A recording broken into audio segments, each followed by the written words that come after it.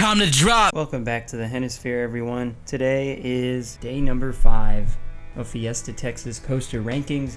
It's time to rank one of the more thrilling coasters at the park. This is Poltergeist, the Premier Rides LIM launched roller coaster. It opened in 1999, 2 years after Roadrunner Express and 1 year prior to Superman Krypton Coaster. This is a very unique ride. You don't see very many LIM launch coasters in the US or in the world. I think the most famous one is the Rockin' Roller Coaster at Disney World, but this ranking will only be for Poltergeist. It won't be for Flight of Fear, even though I have been on that at Kings Island. That ride is a little bit different, so I will not be ranking that. This ride is a little bigger than Roadrunner Express in pretty much every single way, so I assume that it will get a higher score, but we will work our way through all of these scores and reach a conclusion. So the length, just over 2,700 feet of track. It is just under 80 feet tall, 60 miles an hour. That launch gets you from 0 to 60 very quick. There are 4 inversions.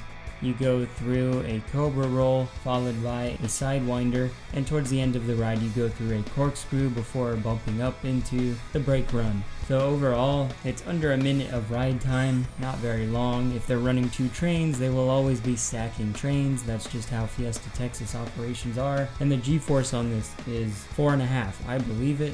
This is one of the more intense coasters I've ever been on. I think that goes for a lot of people.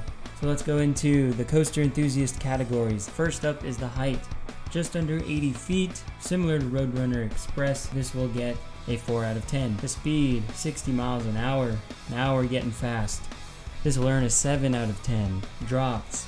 Unfortunately, this thing really doesn't have any drops. You have a launch, so there's no drop after a lift hill, which would be typical on a roller coaster. Coming out of that cobra roll is your biggest drop, so that's only going to be a 4 out of 10. The rest of the ride after that, it really just winds around in itself, turning left and right, going through quick whippy transitions. There just aren't many drops. G-force, listed as 4.5 on RCDB, and I believe it.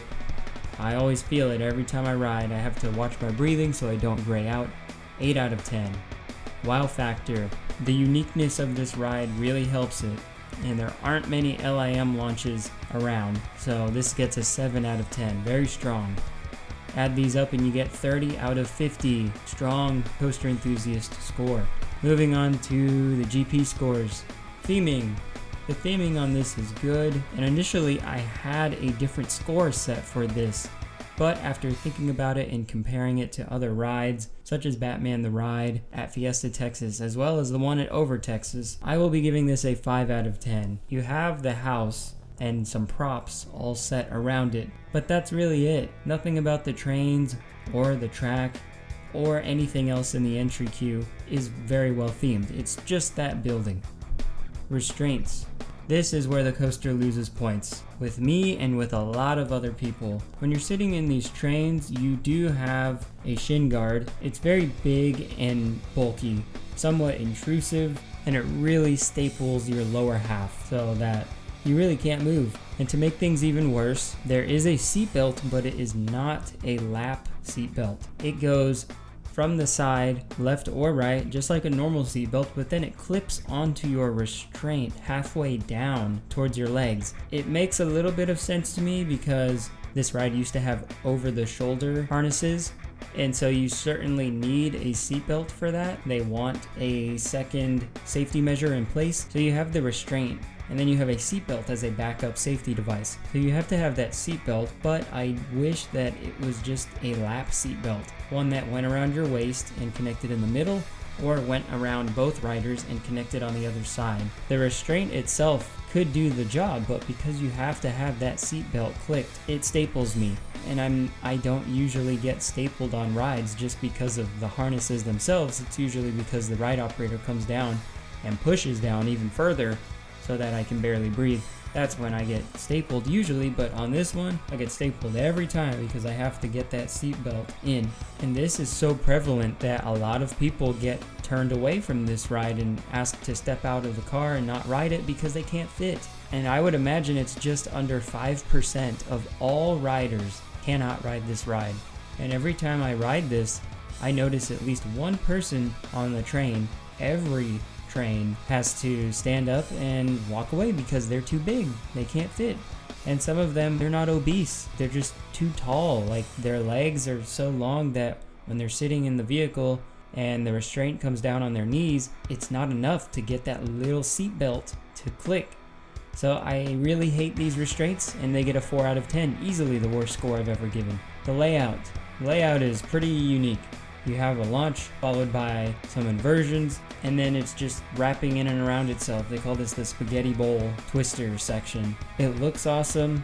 I remember when I saw this for the first time, I just thought it was marvelous. It just looked so cool, and I always tried to see pictures of it so I could try to follow the layout from start to finish and not get lost. And the support structure, that's crazy because you have a lot of head choppers. So layout is strong, 7 out of 10. The length, 2,700 feet of track. That's longer than Roadrunner Express and other rides that I have ranked previously this week. This will get a 6 out of 10. And smoothness. The ride is certainly not the smoothest. Like I said, some of those transitions are very whippy. So if you're not prepared for it, you're going to bang your elbow or hit the person next to you accidentally, stuff like that. But the craziest transition, there are two. There's one where you're going downhill and you're banking one direction, and then all of a sudden you bank the other direction. And it's not like Intimidator 305 or Maverick where you're whipping at the top of these transitions.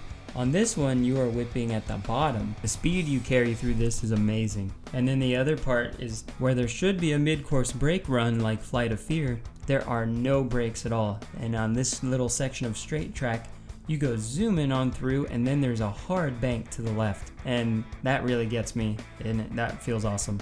That one, it takes so fast that it's a little rough. So this gets a 7 out of 10. Still good. Add up these 5 scores for the general public and you get 29 out of 50.